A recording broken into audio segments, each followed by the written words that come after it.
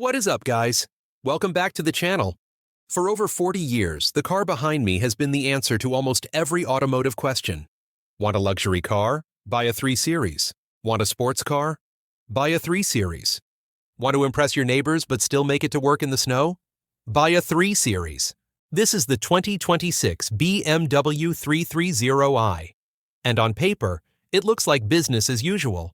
It's not the flashy new electric concept everyone is talking about. That's coming later. This is the G20 generation holding the line for the combustion engine. But here is the problem.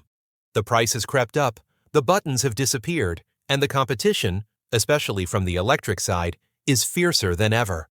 So today, we are going to find out, is the default choice still the best choice? Or is the 3 Series finally resting on its reputation? Let's rip the Band-Aid off and talk money. The 2026 330i starts at roughly $48,500 for the rear-wheel drive model. If you want X-Drive, all-wheel drive, add another $2,000. But, and this is a big but, you are looking at a German luxury car. That starting price gets you the chassis and the badge. By the time you add the M Sport package, which you want for the looks, the Premium package, which you need for the heated seats and head-up display, and the parking assistance package, this car sits right around $58,000 to $60,000. That is serious money. That is barely used M3 money from a few years ago. So, what are you actually paying for? You are paying for this. The powertrain. Under the hood is the B48. It's a 2.0-liter twin-power turbo 4-cylinder paired with a 48-volt mild hybrid system. Now, don't let the spec sheet fool you. It says 255 horsepower and 295 pound-feet of torque. If you look at a spec sheet for a Hyundai Sonata N-Line or a Kia Stinger, you might think, that's it? But BMW horses are different. They must feed them steroids at the factory in Munich. This car hits 0 to 60 miles per hour in 5.4 seconds. It feels punchier, smoother, and more responsive than engines with 300-plus horsepower from other brands. Why? The transmission. The ZF 8-speed automatic in this car is telepathic. I'm serious. In Sport Plus mode, it knows exactly what gear you want before you even corner. It doesn't hunt. It doesn't hesitate. It just goes. Honestly, I'm relieved.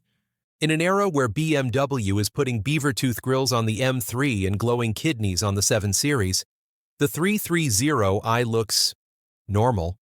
It looks handsome. For 2026, we have some subtle tweaks to the headlights. The DRL signatures are sharper, more vertical.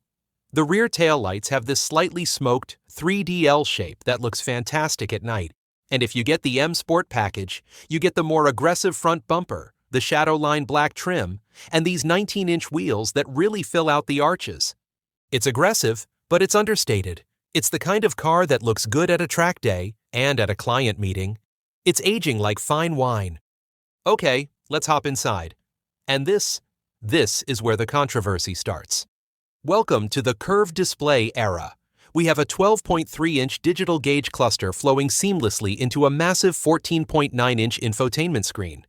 It's running iDrive 8.5, or 9, depending on your build date. The graphics, crisp. The resolution, 4K quality. The speed, lightning fast. But if you take a look to center console, you would wonder. Where is my shifter? It's gone. It's a little toggle switch now. Where are my climate knobs? Gone. Where are my favorite buttons? Gone. Everything is in the screen. To change the fan speed, you have to tap the screen. To turn on your heated seats, you have to tap the screen. Is it clean? Yes. The cabin looks incredibly modern and minimalist. Is it annoying when you're driving 70 miles per hour? Absolutely. That said, the material quality is class-leading. The soft-touch plastics, the optional Vernasca leather, the solid thud when you close the door. It feels like a bank vault in here.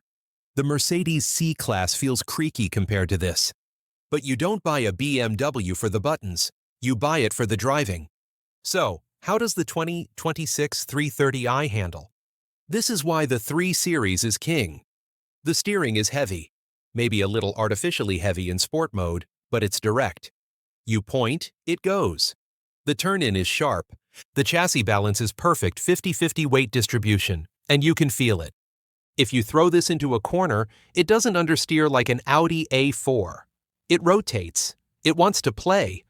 But then, you put it in comfort mode, and the adaptive dampers soften up, the exhaust quiets down, and it becomes a luxury cruiser. The mild hybrid system is the unsung hero here. The start-stop system is imperceptible. The engine shuts off while you're coasting to a stop and fires back up instantly. It smooths out all the rough edges of a four-cylinder. Is it as raw as an E46 from 2002? No. It's numb by comparison. But compared to a Tesla Model 3, the Tesla is a fast appliance. This is a machine. You feel connected to the mechanical bits of the car. By the way, let me know in the comments. Would you take this over the Mercedes C300 or the Alfa Giulia? Quickly on practicality. Back seat room is solid. I'm 6 foot, and I can sit behind myself with knee room to spare. The trunk is massive, 17 cubic feet, easily swallowing golf clubs or luggage for 4. It's a proper sedan. So, the final verdict. Is the 2026 BMW 330i worth $60,000? If you view cars as just transportation, absolutely not. Buy a Honda Accord Hybrid or a Tesla Model 3 and save the money. But if you are the kind of person who takes the long way home, if you appreciate engineering over gadgets, if you want a car that can be a calm commuter on Monday and a canyon carver on Sunday, this is still the benchmark. The competition is caught up in tech. They've caught up in straight-line speed. But nobody is caught up to how this chassis feels. The 3 Series isn't just the default choice because of marketing. It's the default choice because it's still the best all-rounder in the world. Thanks for watching. Don't forget to hit like and subscribe to keep the channel going. I'll see you in the next one.